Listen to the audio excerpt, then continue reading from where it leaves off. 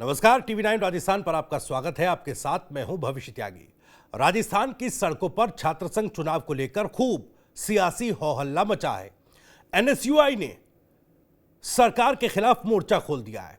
सड़कों पर उतरकर आंदोलन किया, प्रदर्शन किया और यह मांग की कि छात्र संघ चुनाव को बहाल किया जाए। लगातार कांग्रेस पार्टी छात्र संघ चुनाव को लेकर के सरकार पर, बीजेपी पर निशाना साध रही कि क्यों आखिर सरकार छात्र संघ चुनावों को कराने से बच रही है।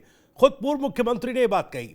अशोक गहलोत साहब ने कहा कि आखिर क्यों यह सरकार छात्र संघ चुनावों को लेकर डर रही है।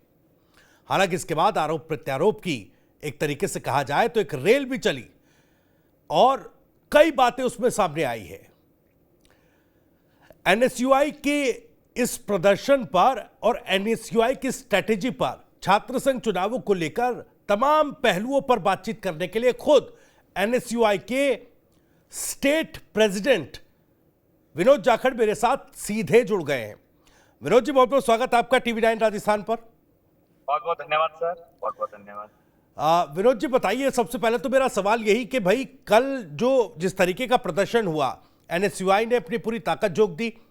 सचिन पायलट वहां मौजूद रहे, वाटर कैनन का इस्तेमाल पुलिस की तरफ से किया, तमाम तस्वीरें प्रदेश भर ने देखी।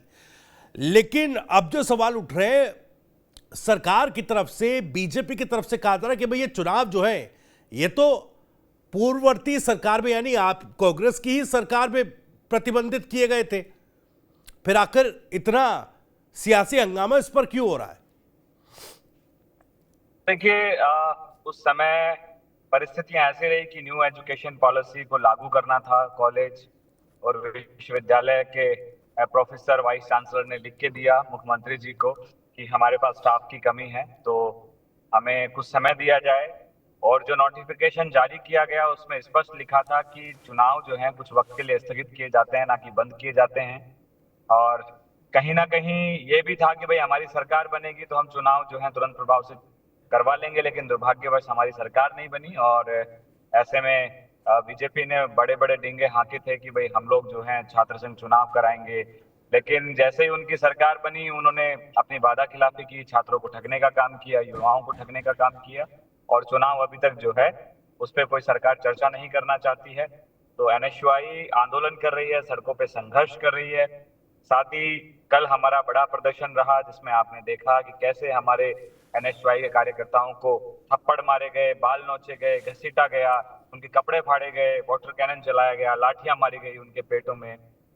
तो ये कहीं ना कहीं सरकार की जो है मंशा को दर्शाता है कि सरकार छात्र संघ के चुनाव कराने से डरती है, क्योंकि बीजेपी की सरकार जो है लोकतंत्र में भरोसा नहीं करती है। ना तो वो सरपंचों के चुनाव करा रही है, ना वो नगर निकायों के चुनाव करा रही है, ना ही वो छात्र संघ के चुनाव करा रही है।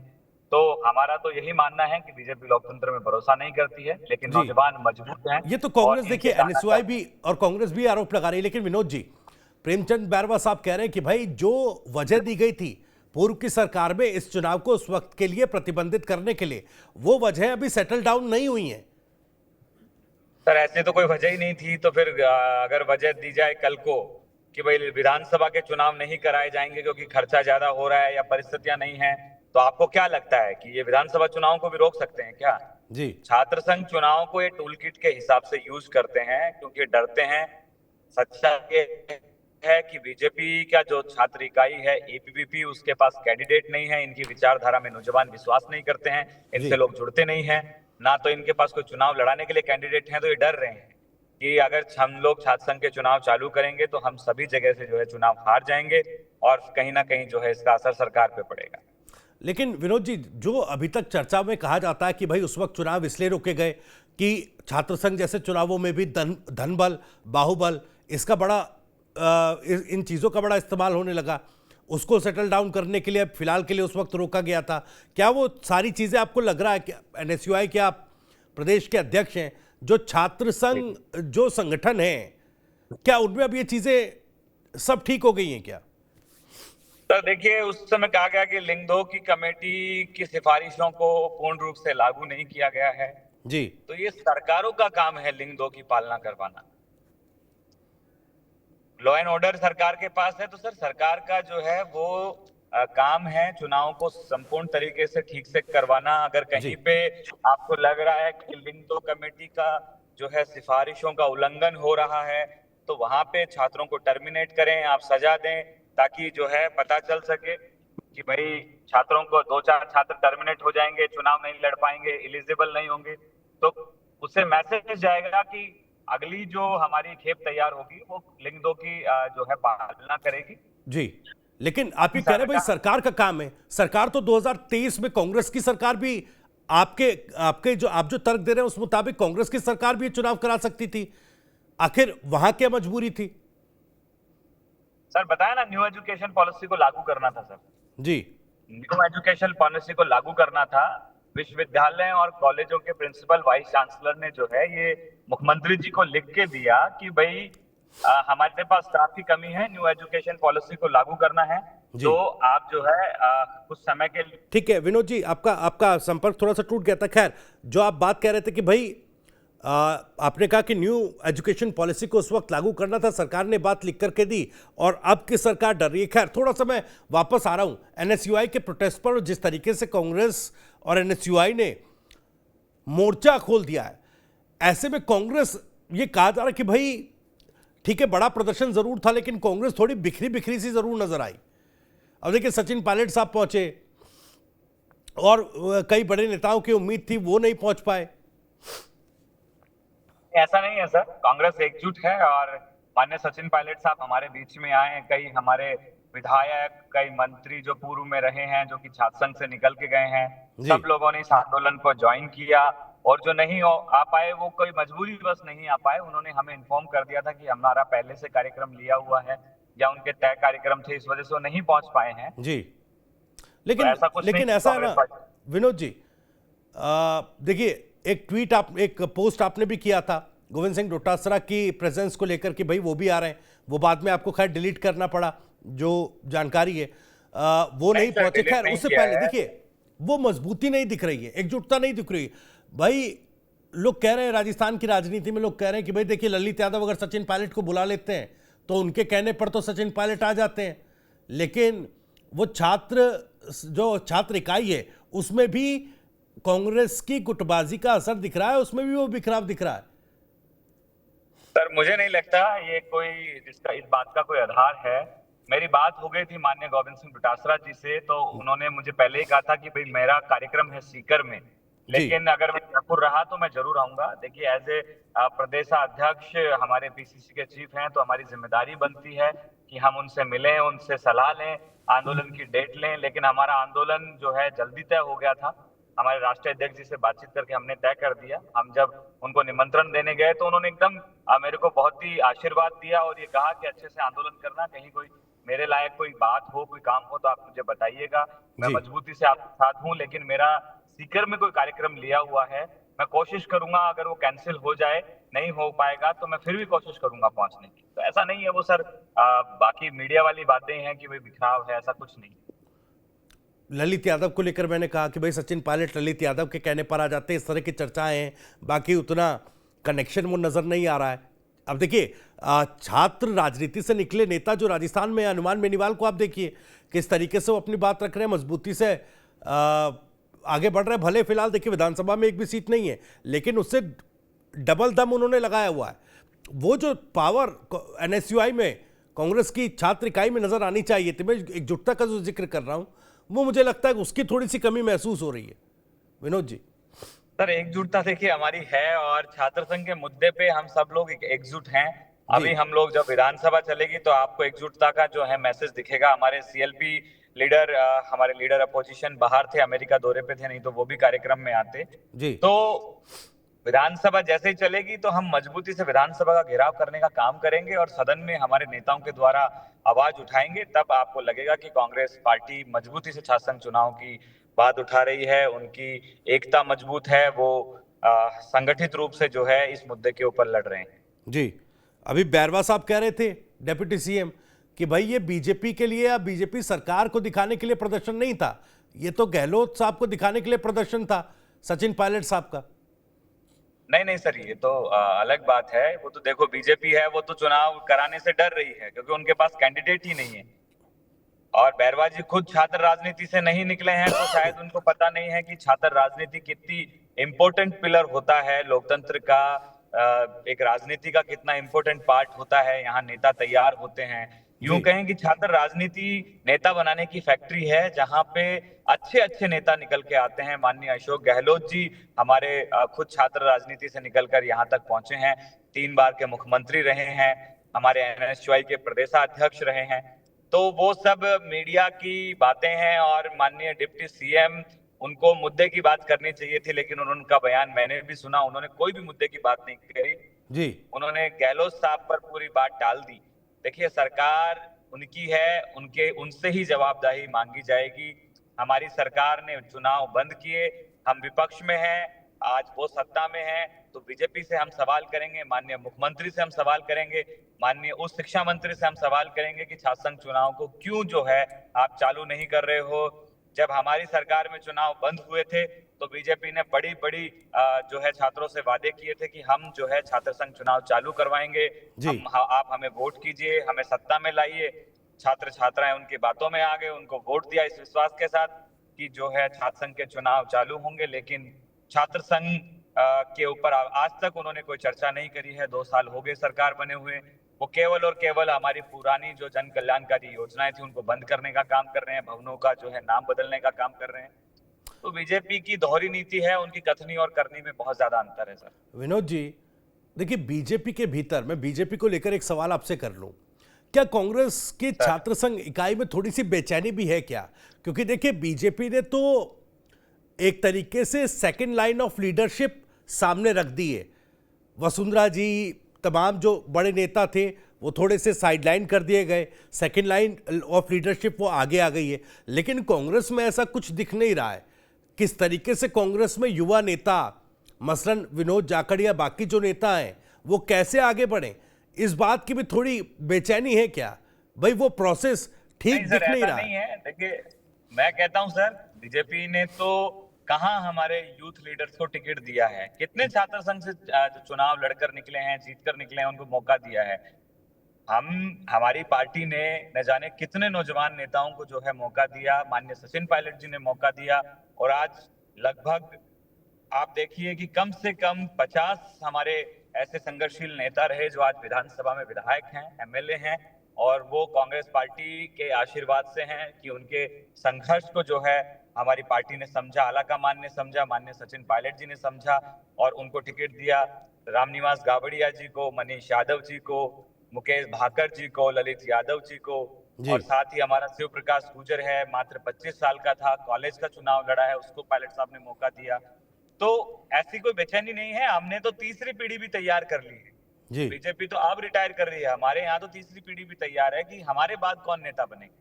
लेकिन पीढ़ियां तैयार हो रही है, आगे कोई नहीं बढ़ रहा है ना सर। अब देखिए गहलोत साहब फिर से एक्टिव हो गए।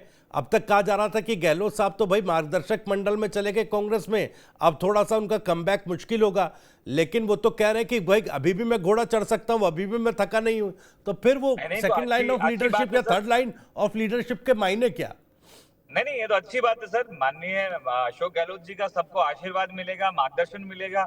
जब वो उस उम्र में भागा दौड़ी कर रहे हैं तो हमें भी ताकत मिलेगी कि हम भी दुगनी गति से पार्टी के जो है पार्टी के लिए काम करें। जिस पार्टी ने हमें सब कुछ दिया, उस पार्टी के लिए हम मजबूती से खड़े रहें, लड़ते रहें, कांग्रेस पार्टी की विचारधारा को जमीन तक लेके जाएं, जमीन पे संघर्ष करें। तो ये तो हमें अशोक गहलोत जी से सीखने को मिल रहा है कि वो इतनी मेहनत और संघर्ष कर रहे हैं। ठीक है, चलिए अब देखिए कल आपने प्रदर्शन किया, बड़ा प्रदर्शन था, और जिस तरीके का प्रशासनिक एक बैरियर सामने आपके आया, वो किसी भी रूप में हो कि भाई वाटर कैनन का इस्तेमाल हुआ, पुलिस या दलबल का इस्तेमाल हुआ। अब आगे रणनीति क्या है एनएसयूआई की छात्र संघ चुनाव को लेकर, उसकी बहाली को लेकर आप क्या और आगे करने वाले? देखिए सर, छात्र संघ चुनाव हमारा अहम मुद्दा है, लेकिन उसके साथ साथ बहुत सारे जरूरी मुद्दे हैं, छात्रों से जुड़े हुए हैं। नशा आज प्रदेश के अंदर एक बहुत गंभीर बीमारी बन गया है। नशे पे भी मैंने साइकिल यात्रा निकाली थी, नशा छोड़ो जीवन जोड़ो यात्रा, जो कि जैसलमेर से जयपुर तक चली। साइकिल पे हम लोगों ने जो है हजारों नौजवानों से मुलाकात करी, उनको शपथ दिलाई। हमने उनसे कहा कि भाई नशे के खिलाफ आप मजबूती से अपने गांव में वातावरण तैयार कीजिए। किस तरीके से नशा कौन बेच रहा है उसके खिलाफ हमें मूवमेंट खड़ा करना है। साथ ही बेरोजगारी, महंगाई, पेपर लीक, सुसाइड, ये सब बहुत ज्यादा बढ़ रहा है। तो इन सबको लेके भी एनएसयूआई काम करेगी। और हम लोग शैक्षणिक संस्थानों की आज हालत देख रहे हैं, जर्जर स्थिति में, कहाँ पंखे गिर रहे हैं, दीवार गिर रही है, पिल्लर गिर रहे हैं, छत गिर रही है। तो ये भी बड़ा चिंता का विषय है, इसके लिए भी एनएसयूआई काम कर रही है। साथ ही जो आज शिक्षा का स्तर गिरता जा रहा है, उस पर भी हम लोग मजबूती से जो है काम करना शुरू कर दिए हैं। अब जैसे ही विधानसभा चलेगी, आप देखिएगा बहुत सारे मुद्दों पे एनएसयूआई जो है विधानसभा को घेरने का काम करेगी, मुख्यमंत्री को, शिक्षा मंत्री को भी घेरने का काम करेगी। अच्छा, मुझे बताइएगा विनोद जी, थोड़ा सा कांग्रेस पार्टी से इतर निकलकर देखा जाए हनुमान बेनीवाल की तरफ, हनुमान बेनीवाल की तरफ भी क्या किसी तरह से सपोर्टिव हैंड की उम्मीद है क्या? आज मुकेश भाकर साहब पहुंचे वहां पर, उनका जहां प्रदर्शन चल रहा है, तारीफ करते नजर आए बड़े। और कई बार देखिए, केवल मुकेश भाकर नहीं, हनुमान बेनीवाल की तरफ से भी कई बार कॉल दी गई सचिन पायलट को। हालांकि सचिन पायलट पर आजकल बड़ी मुखरता के साथ वो हमला भी बोलते हैं, कहते हैं भाई वो एयर कंडीशनर वाले नेता है। लेकिन उससे पहले कई बार कॉल दी गई थी कि भाई आइए, साथ दीजिए, साथ आइए। और अब क्या कुछ चल रहा है? क्योंकि स्टूडेंट विंग के नेताओं की तो बड़ी हनुमान बेनीवाल तारीफ करते हैं, निर्मल चौधरी हो, आप हो, कई बार तारीफ करते हुए सुना हमने। सर देखिए, मैं यही कहूंगा, हनुमान बेनीवाल जी हमारे बड़े भाई हैं, राजस्थान विश्वविद्यालय के अध्यक्ष रहे हैं, उसके बाद विधायक बने, एमपी बने। तो कहीं ना कहीं वो छात्रों के लिए एक बड़ा जो है उदाहरण भी है कि अपने संघर्ष के दम पे वो आए, लड़े, सांसद बने, विधायक बने, अपने भाई को विधायक बनाया, अपनी पत्नी को जो है चुनाव लड़ाया, और कई लोगों को उन्होंने विधायक बनने का मौका दिया जी। तो राजनीति में देखो, मतभेद होते हैं, मनभेद नहीं होते हैं। हनुमान जी संघर्ष करते हैं, लोगों के लिए लड़ते हैं, वो हमारी इंडिया अलायंस का भी पार्ट है, हमारे इंडिया अलायंस का हिस्सा है। तो हम साथ में मिलकर काम करेंगे। हनुमान जी को अगर जरूरत पड़ेगी एनएसयूआई की भाई छात्र संघ चुनाव बहाली को लेकर, तो हम हनुमान जी का भी साथ लेंगे। बाकी तो हम ये मुकेश भाकर जो पहुंचे सर, तो क्या ये मान लिया जाए कि सचिन पायलट हनुमान बेनीवाल जो लड़ाई लड़ रहे हैं एसआई भर्ती मामले पर और जो मुद्दे वो उठा रहे हैं, क्या कांग्रेस का एक तरीके से, खास करके सचिन पायलट का एक साइलेंट जो है एक स्वीकृति है, उन्हें साइलेंट समर्थन है, ये मानकर चला जाए क्या? देखिए, ये बड़ा मामला है सर, ये बड़े नेताओं की बात है। मैं इतना बड़ा नेता हूं नहीं, मैं तो एक छात्र नेता हूं। तो मैं छात्रों की बात कर सकता हूं, ये राजनीति की बात सर मेरे बस की बात नहीं है जी। मैं अभी समझ के लिए छोटा हूं, और ये बड़ी बातें हैं, बड़े नेताओं की बात है, तो मैं इसमें कोई टिप्पणी नहीं करना चाहूंगा। मैं फिलहाल छात्र संघ, छात्रों से जुड़ी हुई चर्चाएं वो कर सकता हूँ। जी, चलिए, मुझे एक सवाल ज़रा बताइएगा। अब जब शुरुआत हम छात्र संघ चुनाव को लेकर कर रहे थे, तो भाई धनबल वाली बात होती है, बाहुबल वाली बात होती है। अब छात्र संघ चुनावों में हमने कई बार देखा, जो छात्र नेता है भाई, डिफेंडर जैसी गाड़ियां जो अमूमन 1 करोड़ से 3.5 करोड़ की कीमत, अगर मैं गलत नहीं हूं, इस तरह की गाड़ियों में प्रचार करते और घूमते नजर आते हैं। तो इस तरीके का जब एक एक्सपेंस और एक्सपेंडिचर और पैसा इस्तेमाल होता है, तो उस पर आपकी राय क्या है? देखिए सर, मैं तो यही कहूंगा कि भाई अपने अपने पारिवारिक स्थितियां हैं, किसी के पास पैसा है तो वो डिफेंडर लेके घूम सकता है। हम जैसे लोगों के पास नहीं है, तो हम संघर्ष करके आगे आ रहे हैं। सबके अपनी अपनी राजनीति करने के तौर तरीके होते हैं। जिनके पास व्यवस्थाएं हैं वो व्यवस्थाओं का भरपूर उपयोग करते हैं, जिनके पास संसाधनों की कमी है वो विपरीत परिस्थितियों में राजनीति करते हैं। गाड़ियों में घूमना गलत बात नहीं है, लेकिन जनता से जुड़े मुद्दों को उठाना ये जरूरी है। तो आप गाड़ियों में घूम रहे हो और जनता के मुद्दे नहीं उठा रहे हो और केवल सोशल मीडिया पे राजनीति कर रहे हो, ये गलत है।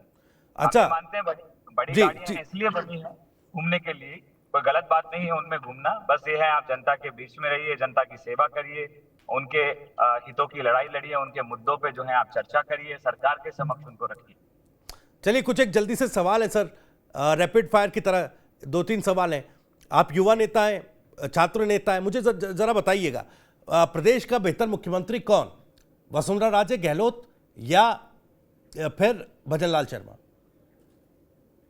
अशोक गहलोत जी बेहतर मुख्यमंत्री रहे हैं सर, इसमें कोई दो राय नहीं है। बहुत अच्छा काम किया अशोक गहलोत जी ने। जी, बेहतर युवा नेता किसको मानते हैं आप, सचिन पायलट या फिर हनुमान बेनीवाल? सोचने की जरूरत ही नहीं है। सचिन पायलट बेहतरीन युवा नेता हैं, उनके नेतृत्व में हम जैसे न जाने कितने नए लोगों को काम करने का मौका मिल रहा है। मेरे जैसे न जाने कितने गरीब परिवार से आए नौजवानों को उन्होंने विधानसभा तक पहुंचाया है। सचिन पायलट मेरी नहीं, हर नेता की जो है फेवरेट लिस्ट में है। हर कोई उनको अपना आदर्श मानता है, उनको अपनी प्रेरणा मानता है और उन्हीं के आशीर्वाद को लेकर आगे बढ़ना चाहता है। छात्र नेताओं में कौन सा एक ऐसा नेता जो बेहतर आपको काम करता दिखता है? विनोद जाखड़ का नाम भी उसमें है, मैं रविंद्र सिंह भाटी का भी नाम उसमें ऐड करूंगा और निर्मल चौधरी जैसे नेता का भी नाम मैं उसमें ऐड करूंगा। सर देखिए, सारी अपनी अपनी जगह काम अच्छा कर रहे हैं। मैं खुद राजस्थान विश्वविद्यालय का अध्यक्ष रहा हूँ। पाटिल जी एमएलए बन गए, उन्होंने अच्छा काम किया। निर्मल अपनी जगह अच्छा काम कर रहे हैं। सब जी। बेहतर है सर। जिसको जहां मौका मिले सब अच्छा काम करें। बस छात्रों में उनकी एक्सेप्टेंसी होनी चाहिए, छात्र उनको पसंद करने चाहिए और जमीन पे जुड़कर ग्रास रूट पे काम करना चाहिए। यही मैं समझता हूँ कि जनता आपके काम को देखती है। आप कैसे कपड़े पहनते हैं, आप कैसे दिखते हैं, आपके पास कौन सी गाड़ी है, ये जनता इन सब बातों पे जो है चर्चा नहीं करती। आपने कितना अच्छा काम किया, कितना अच्छा वक्त उनको दिया, उनके लिए कितना संघर्ष की, कितना लड़ाई लड़ी, ये जनता देखती है। एक आखिरी सवाल विनोद जी, एनएसयूआई का अगला जब हल्ला बोल होगा तो क्या विनोद जाखड़ कैपेबल होंगे तमाम पहली पंक्ति के नेताओं को एक मंच पर साथ लाने में कि भाई कोई प्रदर्शन एनएसयूआई कर रही है तो वहां पर केवल पायलट ना हो, डोटासरा भी हो, टीकाराम जूली भी हो और गहलोत भी हो, तमाम नेता हो? सर देखिए, एनएसयूआई का काम है धरने प्रदर्शन करना, आंदोलन करना, अपने बड़े नेताओं के संज्ञान में लाना, उनको निमंत्रण देना। वो उनकी इच्छा है, वो आए नहीं आए, इसमें हम क्या कर सकते हैं? हम छोटे कार्यकर्ता हैं पार्टी के। जी। अगर वो आते हैं तो हमें मजबूती मिलती है। अभी हमने आंदोलन किया, मैं डोटासरा जी से भी मिला, उनकी अपनी बात थी, उन्होंने मुझे कही। साथ में सचिन पायलट जी आए और उन्होंने हमें आशीर्वाद दिया। तो उनके मार्गदर्शन और आशीर्वाद से देखिए हम बहुत दुगनी गति से मजबूती से लड़े। तो अब वो बड़े नेताओं की चॉइस है कि वो हमारे आंदोलनों में आए तो हमें ताकत मिलेगी, नहीं आएंगे तो आंदोलन तो चलते रहेंगे सर। चलिए ठीक है, बहुत बहुत शुक्रिया विनोद, आपने समय निकाला टीवी9 राजस्थान के लिए और तमाम सवालों के बेबाक जवाब दिए, बहुत बहुत शुक्रिया। तो फिलहाल छात्र संघ चुनावों को लेकर कांग्रेस की छात्र इकाई एनएसयूआई ने हल्ला बोल दिया है। अब इस मामले पर राजस्थान की प्रमुख मुख्य राजनीति में भी आरोप प्रत्यारोपों के तीर चलाए जा रहे हैं। खैर, छात्र संघ चुनावों को लेकर जिस तरीके की लड़ाई एनएसयूआई ने शुरू की, आखिर वो क्या प्रदेश सरकार को बैकफुट पर ला सकेगी या फिर दबाव ये महसूस करा सकेगी कि भाई अब छात्र संघ चुनाव कराने का वक्त प्रदेश में आ चुका है? इसी के साथ इस चर्चा में इतना ही, लेकिन राजस्थान से जुड़ी और भी तमाम खबरों को सबसे पहले जानने के लिए सब्सक्राइब जरूर कर लीजिए टीवी9 राजस्थान। नमस्कार।